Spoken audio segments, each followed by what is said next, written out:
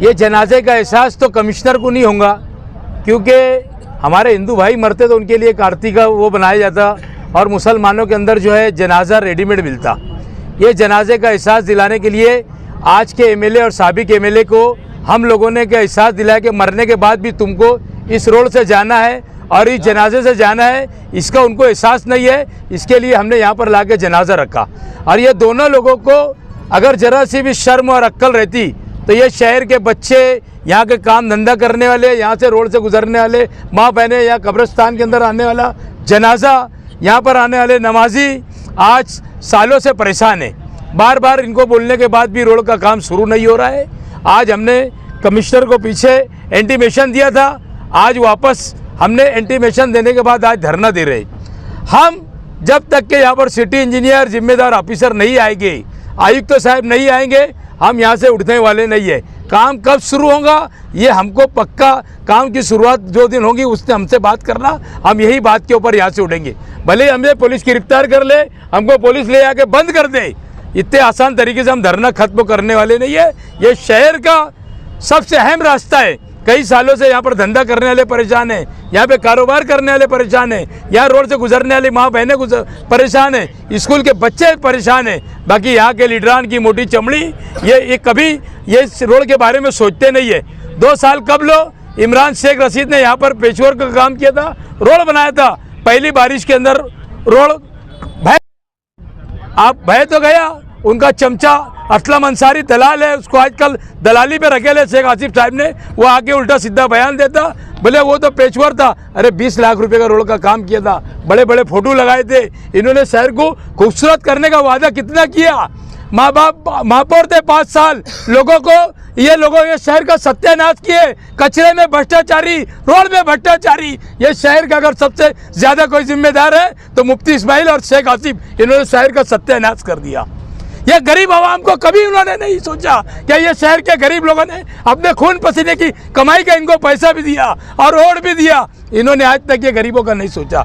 हमारे शहर का ये रास्ता, ये जब तक के काम चालू करने की बात नहीं करेंगे उस तक के हम उठेंगे नहीं। यह जिम्मेदार ऑफिसर नहीं आएगा, भले पुलिस हमें गिरफ्तार कर ले, पुलिस को जो हमें ऊपर केस करना है कर ले, यहाँ से हम आज उठेंगे नहीं। ये रास्ता क्या कारपोरेशन के फंड से बन रहा है या एमएलए के फंड से? किसी के भी फंड से बन रहा होगा, हमको उससे कोई लेना देना नहीं। हमको यहाँ रास्ता बना के दो, आवाम के लिए सुविधा होना चाहिए। कोई किसी के बाप के घर से नहीं बनाता। 1 साल पहले हमने देखे कि आयुक्त और एमएलए दोनों को यहाँ लड्डू में तराजू में तोला गया था।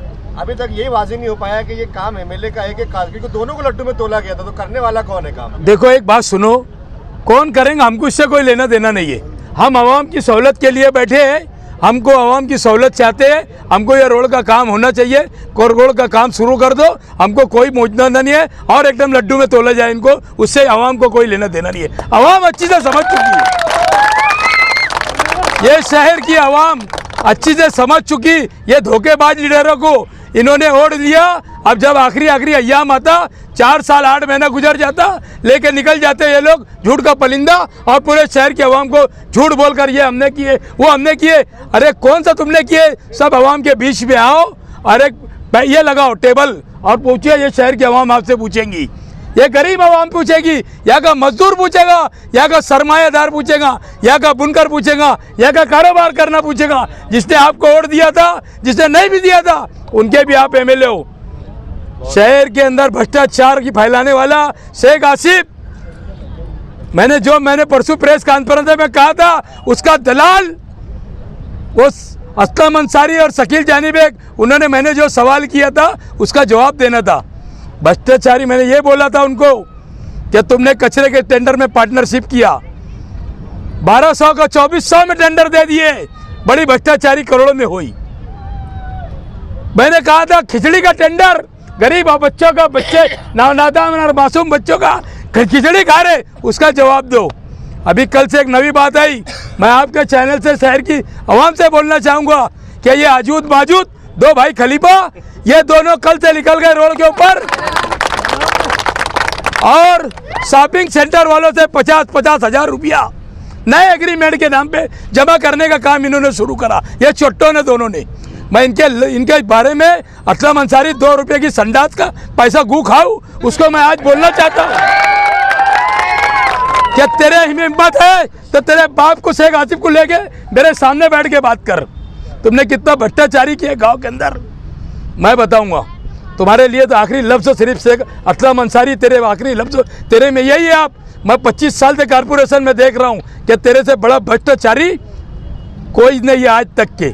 इतनी चोरी 200 रुपया भी लेता है कारपोरेशन के अंदर। इससे तो मैं बोलता हूँ, मेरा पास लफ्ज़ नहीं है, अगर बोलूँगा तो उसको तो शर्म में डूब के मरने हो ना कि एजाज बेग ने मेरे लिए क्या बोल दिया। आप बोल रहे कचरे के टेंडर में भ्रष्टाचार हो रहा है, इस वक्त ना कोई बॉडी है ना कुछ है, शहर के एमएलए जिम्मेदार है, क्या वो उनकी जिम्मेदारी नहीं है कि भ्रष्टाचार को रोकना? एक बात बोलो, देखो वो एक पदाधिकारी है आज पूरे शहर में। मैं एक बात तुमको बोलता हूँ, बार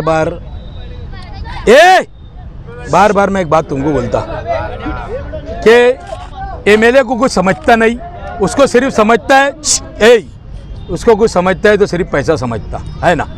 और इन लोगों को समझता है तो ये दबाव डाल के काम करा लेते हैं। कचरे का टेंडर, ये अंडर ड्रेनेज गटर का काम, अंडर ड्रेनेज गटर के काम के बारे में कल मैं स्पेशल प्रेस कॉन्फ्रेंस लूँगा और इस शहर के लोगों से गुजारिश करूँगा, अपील करूँगा कि उसके बारे में क्या मुझे कल बोलना है। ये बड़े बड़े काम के अंदर चोरी का जो रास्ता है, मैंने परसों भी कहा था और आज भी बोल रहा हूँ, ये कंपनी लाने वाला, चोरी की कंपनी लाने वाले लतीफ़ अनवर साहब है और इन्होंने लाए ये कंपनी को। उसके अंदर एक कंपनी ब्लैक लिस्ट है नासिक के अंदर, उसके भी पेपर निकल रहे हैं। इन्होंने कैसा दिया उसकी नई मालूमात लेने के बाद ये कमिश्नर ने। मैं चैलेंज करता हूँ इन लोगों को, भ्रष्टाचार शेख आसिफ और चोर असलम अंसारी, उसके बाद शकील जानी बेग, ये लोग क्या बोल दिए कि हमें बेवकूफ़ है, एक डैम खुद का बनाएंगे अपना कारपोरेशन का तो वो भाड़ेगा बे, वो अभी डैम अपना ही है, एक डैम और बन जाएगा तो मालेगांव शहर के अंदर मालेगांव के लोगों को पानी मिलेगा, सेती महामंडल की जगह लो। ये सारी बातें मैंने अपनी प्रेस कॉन्फ्रेंस